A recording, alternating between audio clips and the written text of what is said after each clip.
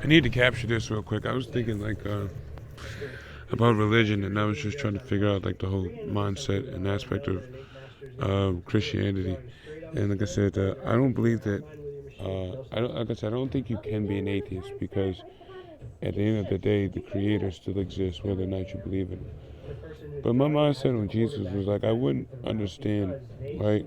Like you have certain scriptures I've always kind of resonated with it. One of them is kind of being I don't know the actual location of the scripture, but the text was saying that basically, salvation is a gift, lest any man should boast. And then I was using the scripture that basically saying that the Most High's or Jesus' word will not return void. Basically saying His word is His bond. So salvation is a gift, and His word would not return void to Him, meaning that He would not renege on His promises. Then salvation is just that, a gift that you can't lose, because it would be redundant for Jesus to come down and die on the cross, hoping that souls would follow the Ten Commandments to then receive the gift that He came down here and died for, right? And then it being 2,000 years later or prior to, so He came down here. And I'm not, like I said, I'm not being blasphemous or anything. I'm trying to understand. I'm coming from an informational standpoint, a student. Why would you come down here to die for the sins of those hoping that they would live up to the commandments you set in place until your return? Right? What is the need to return for souls you've already saved?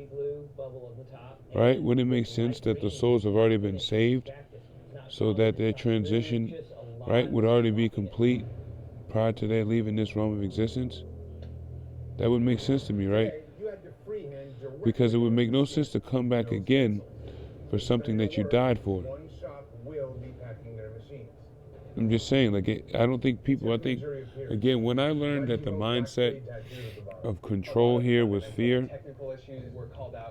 then it allows you to understand it, because if you're not afraid, then you're more open and receptive to information.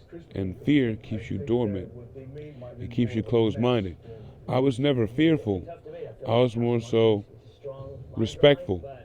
I want to be respectful to Jesus and Most High for the understanding that I had of it, right? And understanding and indoctrination I had of it was to be a positive light and aspiration, things to aspire by. Now, we understand that there's Christ consciousness and the elevation of knowledge and knowing ourselves, etc., and that there's many variables and aspects to that form of Christ. People say the Bible are all allegory, nothing's literal. But then you have to ask yourself, if nothing's literal, why take the time to make these allegories? Why make time to make people, places, things, and certain events to hold time? Why are you worshiping an allegory? If you have people that understand this, most certainly the people that are teaching other people are showing that it's an allegory as well.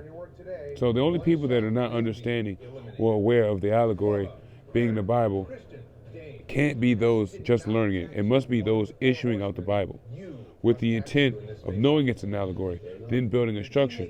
And I made a post that basically was saying, like,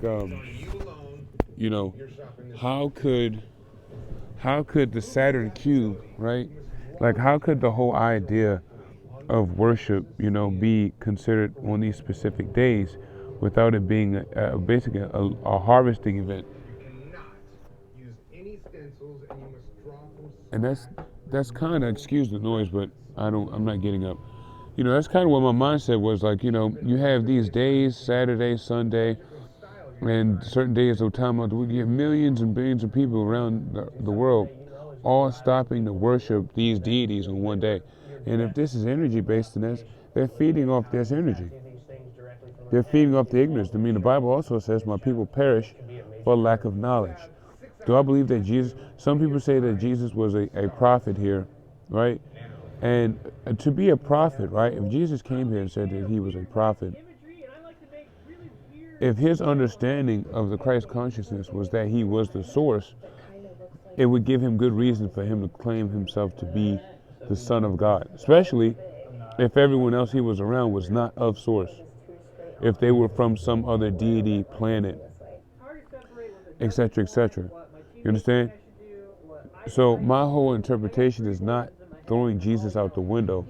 I'm throwing out the indoctrination behind the teachings of Jesus in the format in which they're advertising him. Because I don't believe that, color has nothing to do with anything, but it must have if they made him white. People can say color doesn't matter, but there's a reason why they made him white. Because if color didn't matter, history would tell you that he would more likely be so-called black or darker than what he's depicted. So it's so funny why people say color doesn't matter, but they're always making him white. So if color doesn't matter, make him blue, make him green, right? White isn't the default color of anything, actually. Darkness is the default color, which would be black, which would be matter. So the default color of anything would be black, would not be white. So for me, I'm just trying to comprehend this and where I fit into this, because when you comprehend everything else, then you're able to put yourself in there. And remember this, if you ever get discouraged, don't. Remember that the only reason why the information to us is not learned is because it's hidden. It's not because it's easily attainable. If it was easily attainable, the people who are hating on us would be our slaves, for sure. Because we definitely know what to do with that information. We definitely know how to spread that information. We definitely wouldn't hide that information. And we definitely make sure the information was in the hands of those that would be best, provided. So I just want to make this quick video, a quick thought.